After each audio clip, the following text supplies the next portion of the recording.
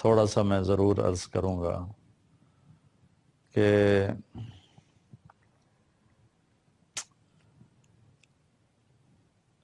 جمعہ کی رات جمعرات کو جنگ چھیڑنے کا ارادہ کر لیا تھا کوفے والوں نے، جمعرات کو 9 تاریخ کو۔ تو حضرت حسین رضی اللہ تعالیٰ عنہ نے پیغام بھیجا کہ ہمیں ایک رات سوچنے کی مہلت دو۔ تو وہ سارے کوفے والے بڑے خوش ہو گئے کہ شاید یہ ہماری بات ماننے لگے ہیں، تو انہوں نے بڑی خوشی سے مہلت دے دی۔ تو پھر آپ نے اپنے ساتھیوں کو جمع کر کے فرمایا کہ میں نے مہلت اس لیے مانگی ہے کہ آج جمعہ کی رات ہے اور اللہ تعالیٰ سے ملاقات قریب ہے، تو ہم سب خوب اللہ سے مانگ لیں اور اللہ کے سامنے اپنے گناہوں کی معافی مانگ لیں، آنسو بہا لیں، اور باقی جو مجھے چھوڑ کے جو جانا چاہتے ہیں میں ان کو اجازت بھی دیتا ہوں، چونکہ انہیں صرف میں مطلوب ہوں، لہٰذا مجھے چھوڑ کر آپ میں جو جانا چاہتا ہے میری طرف سے اسے پوری طرح اجازت ہے۔ کسی نے بھی ساتھ نہیں چھوڑا ہے۔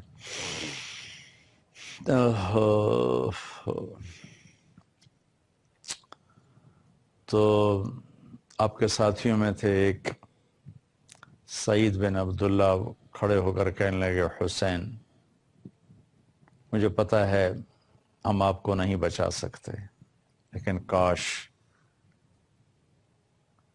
جتنے میرے جسم پہ بال ہیں اتنی میری جانیں ہوتی ہیں، اور تیری جان بچانے کے لیے میں ان پہ قربان کر دیتا تو میرے لیے بڑے فخر اور خوشی کی بات تھی۔ پھر اپنے ساتھیوں سے فرمایا کہ اللہ کی قسم ہمارے اور جنت میں صرف ایک چیز اب رکاوٹ ہے کہ یہ کوفے والے آ کے ہماری گردنیں اڑا دیں اور ہم وہ گئے جنت میں۔ یہ جذبہ اس وقت پورے لشکر کا تھا۔ اگلے دن جمعہ 10 محرم، اللہ نے یہ دن آپ کے لیے طے کیا ہوا تھا۔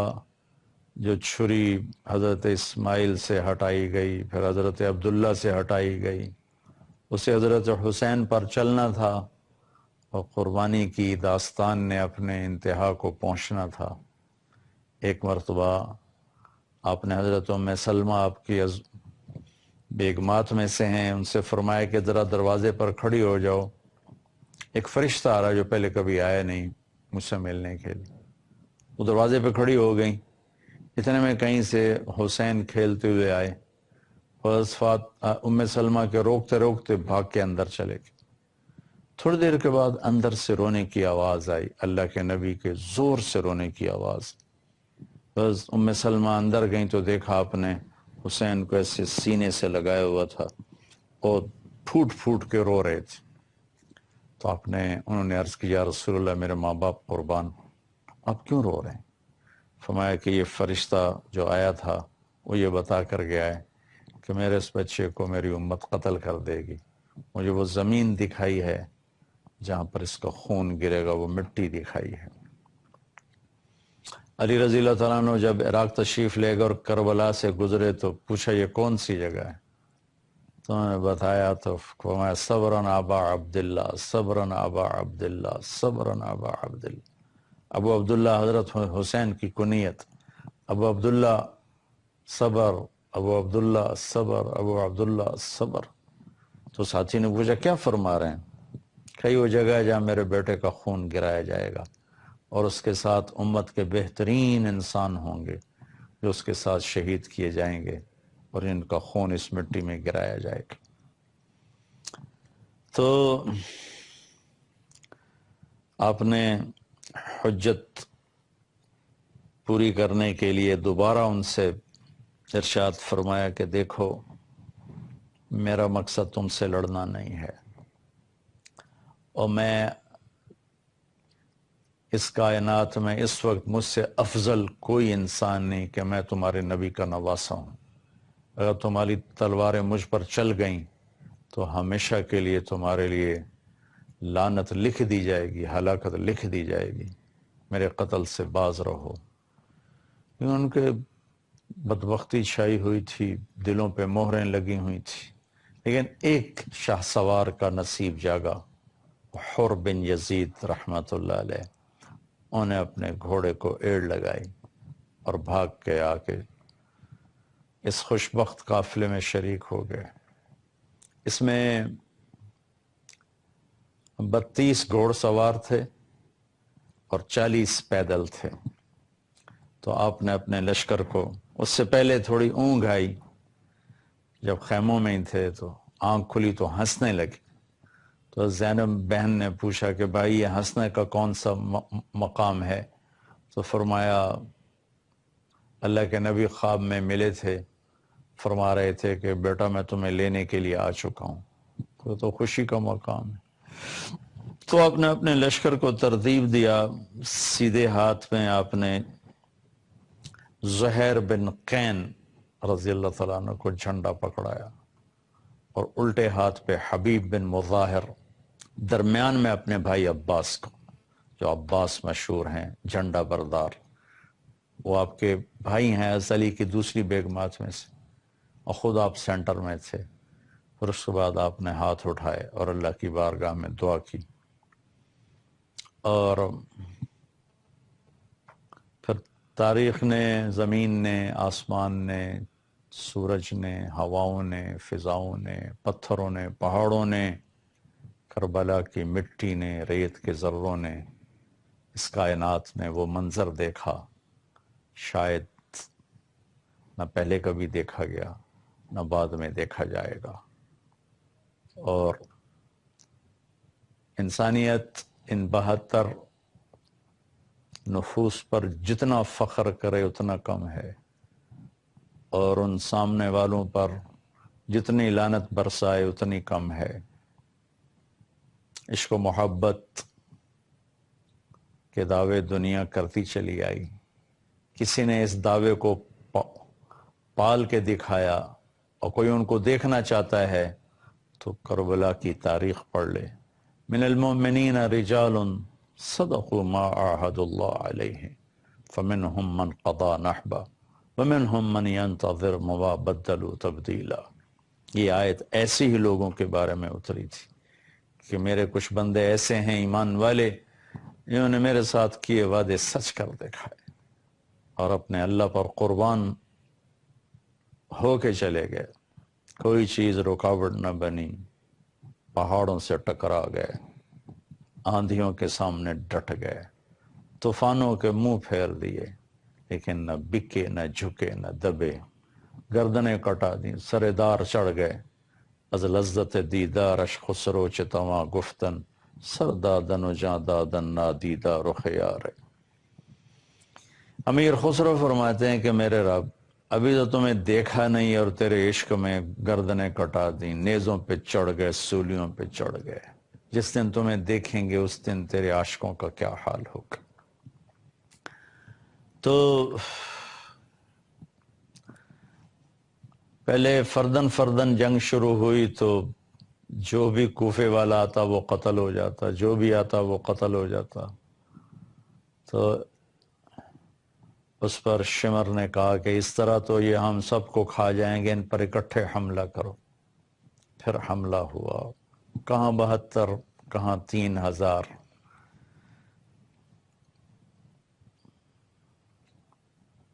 تو تھوڑی دیر میں سارے انہوں نے پہلے گھوڑ سواروں کو نشانہ بنایا اور تیر مار مار مار کے سب کے گھوڑوں کو ختم کر دیا، تو سارے پیدل ہو گئے، اور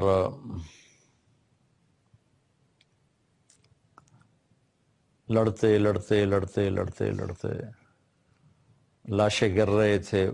ان کے 10 آدمی مرتے تو کوئی پتہ نہ چلتا، یہاں ایک شہید ہوتا تو خلا پیدا ہو جاتا تھا۔ ان میں سے ایک ایک کئیوں کے سر اڑا کے پھر گر رہا تھا، پھر مر رہا تھا۔ تو زہیر جو آپ کے رائٹ سائڈ تھے، نماز کا وقت داخل ہوا تو آپ نے زہیر سے فرمایا کہ ان سے کہو، شمر سے کہو تھوڑی دیر رک جائے، مجھے نماز پڑھنے تھے۔ تو شمر نے کہا، انہوں نے آگے بڑھ کے کہا کہ تھوڑی دیر رکو، نماز پڑھنی ہے۔ تو شمر نے کہا ہم جنگ نہیں بند کریں گے۔ تو انہوں نے واپس آ کے عرض کی کہ وہ تیار نہیں ہیں۔ تو آپ نے فرمایا پھر ٹھیک، آدھے نماز پڑھو آدھے جنگ کرو، میں ہر جگہ جب یہ واقعہ بیان کرتا ہوں یہ کہتا ہوں اگر اس وقت یہ قافلہ نماز نہ بھی پڑھتا تو ان کی آخرت پہ کوئی حرف نہیں آنا تھا. ان کے استقبال کے لیے اللہ کے نبی تشریف لا چکے ہیں، جنت کے دروازے کھل چکے ہیں. لیکن اگر یہ نماز چھوڑتے تو امت کو پیغام ادھورا جاتا کہ ایسی مشکل میں شاید نماز معاف ہو جاتی ہے، چھوڑی جا سکتی ہے. لیکن یہ پیغام سنایا کہ اس حال میں بھی اللہ کو سجدہ کیا جاتا ہے. زیر خنجر بھی یہ پیغام سنایا ہم نے. یہ بات بتانا تھا کہ یہ وہ فرض ہے جو کسی حال میں معاف نہیں. میں بڑے درد سے کہتا ہوں میرے پاکستان کے 18-19 کروڑ عوام میں صرف 10% نمازی رہ گئے ہیں، 90% نماز نہیں پڑھتے. جن کو جنت کی سرداری ملی اور اتنی بڑی شہادت ملی انہوں نے نماز نہیں چھوڑی. ہم کس دعوے پہ نماز چھوڑتے ہیں؟ کس دعوے پر ہم اس سے غفلت کرتے ہیں؟ بھائی بہنوں، میری آواز سن رہے ہو تو اللہ کے واسطے سجدوں میں سر رکھنا سیکھ لو. اس کے بغیر کوئی راستہ کوئی نہیں. ذرا سے بھی گنجائش ہوتی تو یہ قافلہ آج نماز نہ پڑھتا، جان دے کے آگے جنت میں جاتا. لیکن آدھے الگ ہو گئے، انہوں نے نماز شروع کی، آدھے جنگ کرتے رہے. اور میرے خیال میں اس 1500 سال میں 1535 سال میں ایسی نماز شاید ہی پڑھی گئی ہو، اور ایسا درد بھرا منظر شاید ہی کبھی سامنے آیا ہو. آپ اپنے خون سے وضو کیے یا کربلا کی مٹی سے تیمم کیے، جب ابلتے خون کے فواروں کے ساتھ جب اللہ اکبر کہا ہوگا تو زمین آسمان میں کیا ہلچل مچی ہوگی. جب سجدے میں سر رکھا ہوگا تو زمین نے کیا بوسے لیے ہوں گی، اور تحت الثری تک زمین کیسے اس کا کلیجہ ٹھنڈا ہوا ہوگا، اور میرے اللہ کے عرش کے دروازے کیسے کھلے ہوں گے کہ اس حال میں بھی سجدہ کر رہے ہیں. اللہ اکبر، اللہ اکبر. اب تو ویسے میری طبیعت ٹھیک نہیں، میں واقعہ بیان نہیں کر سکتا، لیکن میں نے جب کبھی بھی واقعہ بیان کیا میں پورا نہیں کر سکا، مجھے بیچ میں چھوڑنا پڑا. دل اس طرح پھٹتا ہے کہ میں اس کو پورا بیان کر ہی نہیں سکتا.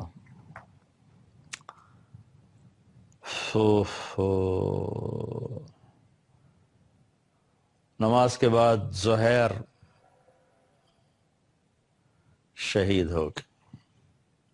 گر رہے تھے تو انہوں نے حضرت امام علی مقام علیہ السلام کے کندھے پہ ہاتھ مار کے فرمایا اقبل ہدیت ہادیا مہدیا الیوم تلقى جدک النبی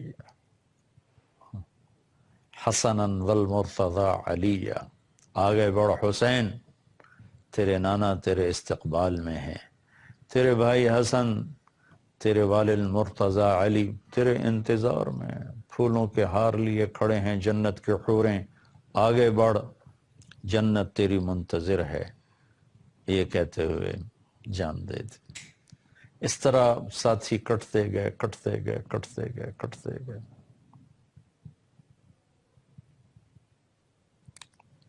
پھر اہل بیت کی باری آ گئی. پہلے تو جان نثار قربان ہو رہے تھے. آپ کے بھائیوں میں عباس، محمد، عثمان، ابو بکر، جعفر، حسین، 5 آپ کے علاوہ 6 حضرت علی کے اولاد، 1 حضرت فاطمہ کے جگر کے ٹکڑے، میرے نبی کی آنکھوں کی ٹھنڈک، میرے نبی کے پھول جنہیں مسل دیا گیا، اور 5 بھائی ساتھ اور باری باری باری باری باری شہید ہوتے گئے. آپ کے بچوں میں علی الاکبر، علی الاصغر شہید ہو گئے. علی الاکبر، علی الاصغر تو زین العابدین ہیں، علی الاصغر، علی الاکبر عبداللہ، ابو بکر. پھر آپ کے بھتیجوں میں قاسم، عبداللہ، ابو بکر. پھر حضرت عبداللہ بن جعفر کی اولاد میں سے اون اور محمد. مسلم بن عقیل کی اولاد میں سے جعفر، عبد الرحمن، عبداللہ، پھر عبداللہ بن مسلم بن عقیل، کوئی 15-16 کے قریب ہیں، محمد بن ابی سعید بن عقیل، یہ سب آل رسول ہیں جو باری باری باری باری باری باری ذبح ہوئے۔ ان میں قاسم سب سے حسین تھے۔ اس سارے قافلے میں جو اہل البیت کا جو قافلہ ذبح ہوا، اس میں قاسم سب سے حسین تھے۔ جب وہ گھیرے میں آئے اور ان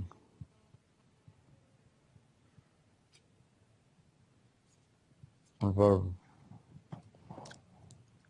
تلواریں پڑیں تو انہیں پکارا یا عمہ، آئے چچا۔ تو حسین اس وقت خود بے بس ہو چکے تھے، لیکن زخمی شیر کی طرح اٹھے اور چیرتے ہوئے مجمع کو پہنچے تو قاسم اپنے باپ نانا سے مل چکے تھے۔ تو ان کے سرانے کھڑے ہو کر کہا، بیٹا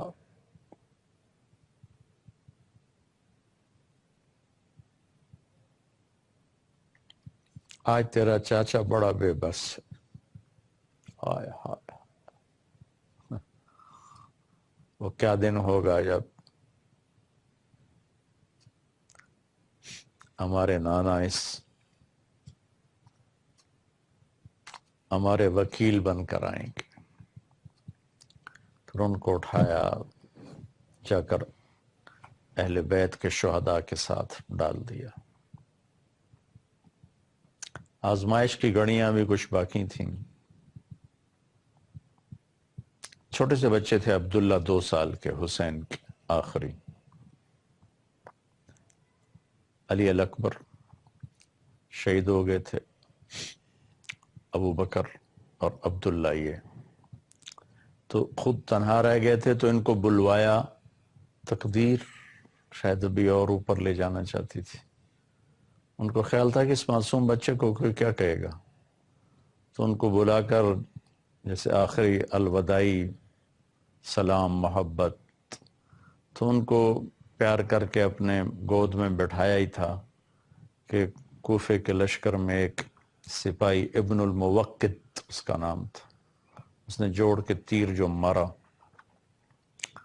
تو خطا ہونے کی بجائے وہ عبداللہ کی کیلے میں آ کے ایسے سیدھا پار ہو گیا، بچے کی آہ بھی نہ نکلی اور گردن ایسے ڈھلک گئی۔ اس وقت اپنے عبداللہ کا خون اپنے دونوں ہاتھوں میں لے لیا، ایسے کر کے لے لیا، ایسے دونوں لپ بھر گئے تو اس کو یوں آسمان کی طرف کیا ایسے۔ اللہ اکبر، اللہ اگر تو راضی ہے تو کوئی گلا نہیں، ان سے بدلے لے لینا، اور ان کو بھی وہیں ڈال دیا۔ پھر اس کے بعد اٹھے اور کوفے والوں نے گھیرے میں لے لیا اور شمر کہہ رہا تھا قتل کرو قتل کرو، اکیلے رہ گئے تھے، سب قافلے والے آگے جا چکے تھے۔ تو زرع بن شریک تمیمی نے آپ کے کندھے پہ تلوار کا وار کیا، تو تلوار گر گئی ہاتھوں سے۔ سنان بن انس نے سیدھا سینے پہ وار کیا نیزے کا، جسے پیچھے گر، تو پھر اس نے یزید بن خولا سے کہا کہ سر کاٹو، وہ پیچھے ہٹ گیا، تو وہ خبیث خود آگے بڑھا، سنان بن انس، اور اس نے آپ کا سر کاٹا اور نیزے پہ چڑھا دیا۔ تو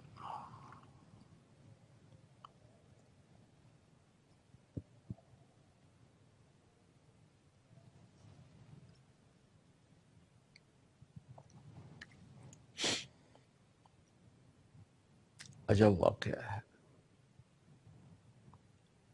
کہ نبی کے نواسے کو یوں ذبح کر دیا گیا۔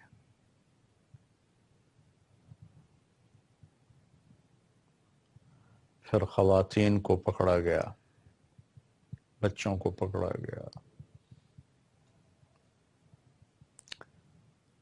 تو حضرت زینب کا جب گزر ہوا تو لاشیں، سر کٹے ہوئے نیزوں پر، چھوٹے بچے عبداللہ کا سر بھی نیزے پر تھا۔ تو انہوں نے وہاں چند بول بولے، واہ محمد واہ محمد، زمین کانپ اٹھی، فضا رو پڑی، واہ محمد واہ محمد، ہائے محمد ہائے محمد، صلی علیک الالہ و ملک السماء، اللہ کا آپ پہ درود و سلام ہو، آسمان کے فرشتوں کا آپ پہ درود و سلام ہو۔ هذا حسین بالعراء مزمل الدماء مقطع الاعضاء، واہ محمد واہ محمد، بناتک صبایا وذریتک مقتلہ تصفی علیہا الصبا۔ یہ آپ کا حسین ہے، آج بڑا سرخ جوڑا پہنا ہوا ہے، اپنے خون کے تانے بانے کا ہی جوڑا پہنا ہوا ہے، اپنی بوٹیوں کا ہار بنایا ہوا ہے، آج اس کی بارات ہے، آج آپ کی بیٹیاں قید ہیں، آپ کی نسل ذبح ہے، کسی نے کفن نہیں دیا تو ہواؤں نے آگے بڑھ کر مٹی ڈال کے ان پر کفن ڈال دیا ہے۔ تھوڑی دیر پہلے جو ان کی تلواروں سے حسین کا خون ٹپک رہا تھا، کوئی ایک آنکھ نہیں تھی جو نہ روئی ہو اس وقت، ایک آنکھ ایسی نہیں تھی جو نہ روئی ہو۔ پھر یہ سارا قافلہ پیش کیا گیا، ابن زیاد کے ہاتھ میں چھڑی تھی، اس نے اس سے ماری ایسے ہونٹوں پہ، ایسے کہنے لگا میں نے ایسا حسن آج تک نہیں دیکھا، مرنے کے بعد بھی ایسا حسن ہو۔ بس انس رضی اللہ تعالیٰ عنہ کھڑے ہو کر فرمانے لگے، ظالم یہ چھڑی یہاں سے ہٹا، میں نے ان ہونٹوں پہ نبی کے ہونٹوں کو لگتے دیکھا ہوا ہے۔